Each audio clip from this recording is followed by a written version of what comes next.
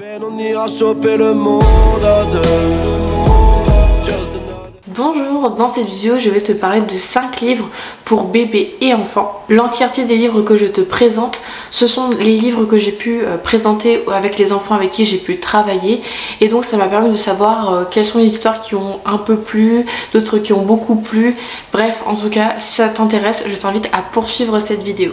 Le premier livre, c'est Bébé loup à la mer. Donc ce livre est recommandé pour les bébés à partir de l'âge de 6 mois. C'est un livre qui a été écrit par Emiri Hayashi et j'adore l'entièreté de ces livres, je les trouve vraiment magnifiques.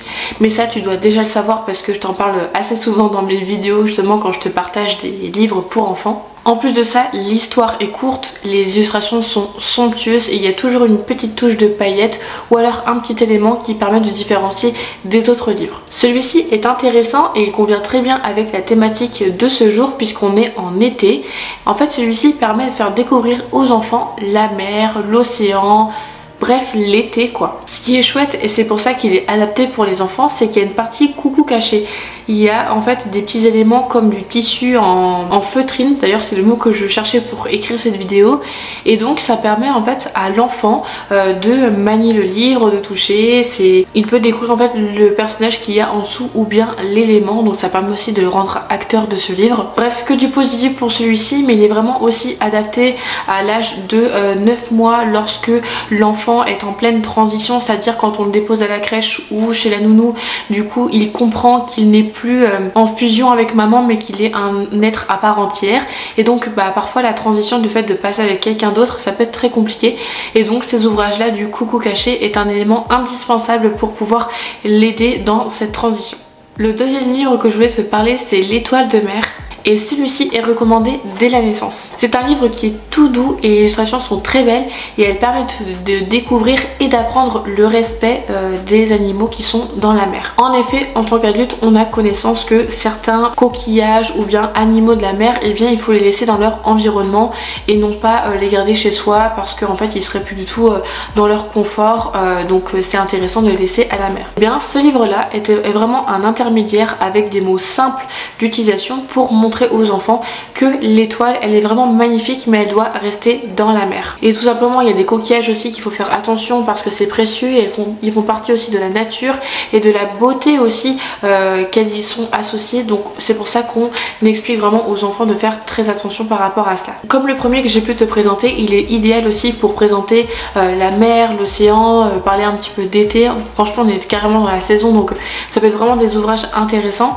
Et c'est un livre que lorsque j'ai présenté aux enfants, ils l'avaient beaucoup apprécié. Ils ont vraiment gardé en tête l'étoile de mer et en tout cas ça leur a fait énormément plaisir d'écouter cette histoire. Le troisième livre ça s'appelle Les Camions et il est recommandé à partir de 3 ans. Donc c'est un livre qui est intéressant pour les enfants qui se posent des questions autour des camions.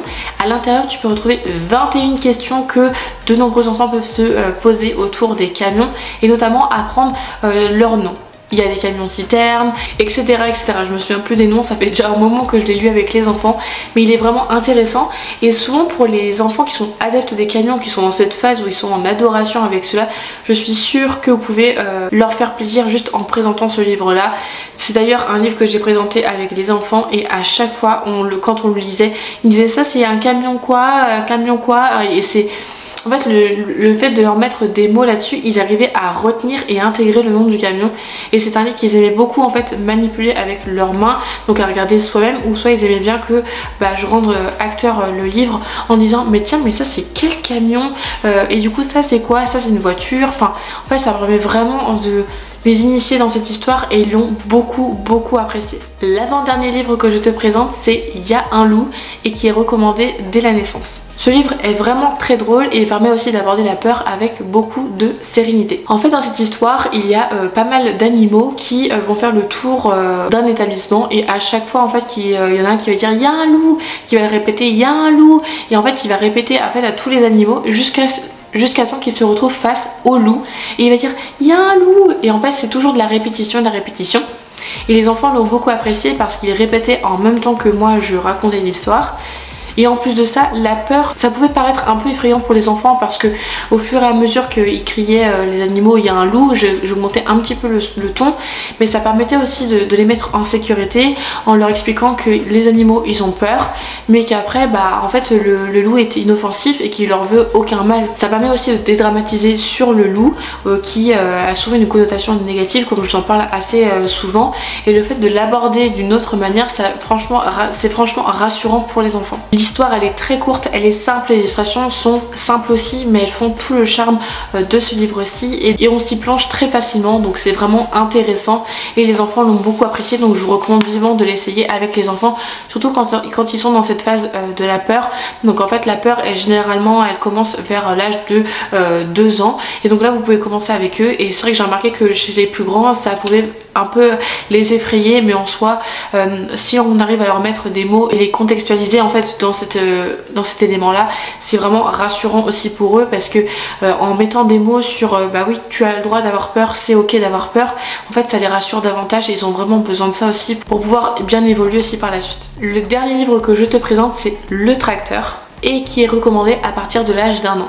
Alors moi j'adore cette collection de Charlotte Hamling, je trouve les illustrations magnifiques, les livres ils sont vraiment tout petits, adaptés pour que les enfants puissent tourner les pages, mais à la fois je le trouve vraiment intéressant parce qu'un livre par thématique, il y a la crèche aussi, il y a le doudou, j'avais vu, il y en a certains que j'ai pas pu lire parce que c'est vrai qu'il y en a plein et que je n'ai pas forcément à disposition dans ma bibliothèque juste à côté de chez moi, mais en tout cas celui-ci je l'ai emprunté, Le Tracteur, parce que ça fait partie des engins que les enfants apprécient beaucoup, et je m'étais dit j'avais envie de leur faire plaisir et de leur apporter ce livre là. Je ne sais pas combien de fois je l'ai lu ce livre là, mais en tout cas sachez qu'il a énormément plu aux enfants. En fait dans ce livre là on va retrouver le personnage qui s'appelle Gaspard et on le suit sur une journée avec son tracteur. Il va nous montrer comment il utilise son tracteur, qu'est-ce qu'elle fait la moissonneuse batteuse, et à la fin comment il fait pour réparer son tracteur. Il y a même aussi une de ses amies à Gaspard qui intervient pour réparer le tracteur. Enfin, je sais plus trop comment ça se passe à la fin, ça fait déjà un moment que je l'ai vu, mais je le trouve vraiment bien. Et c'est vraiment tout doux, c'est bien expliqué avec des mots simples pour les enfants. Donc ils étaient en adoration. Franchement, si je pouvais vraiment contextualiser la scène, c'est que j'ai l'impression qu'ils avaient comme des cœurs dans les yeux à chaque fois qu'ils regardaient cette histoire. Ça leur avait vraiment beaucoup plu, et c'est vrai que je pense que j'ai mis aussi vraiment du mien quand je raconte l'histoire aussi, donc ils sont vraiment intéressés, et j'adore lire des histoires avec eux parce que vraiment c'est fou tout ce qu'on peut partager à travers les histoires, les livres, et ça les fait tellement grandir aussi, développer aussi le langage, enfin bref il y a tout plein d'aspects positifs autour du livre, et franchement je le trouve vraiment génial. J'espère que ces 5 livres t'ont plu et t'ont permis aussi de les découvrir, ainsi que pourquoi pas te donner des idées de cadeaux pour Noël ou bien pour des anniversaires. Je trouve que les livres sont d'excellents cadeaux à offrir pour les enfants. Je t'invite à m'écrire dans les commentaires ce que tu as pensé de ces livres et si tu as d'autres livres à me recommander pour les enfants et les bébés. Et puis moi je te dis à bientôt et surtout prends soin de toi.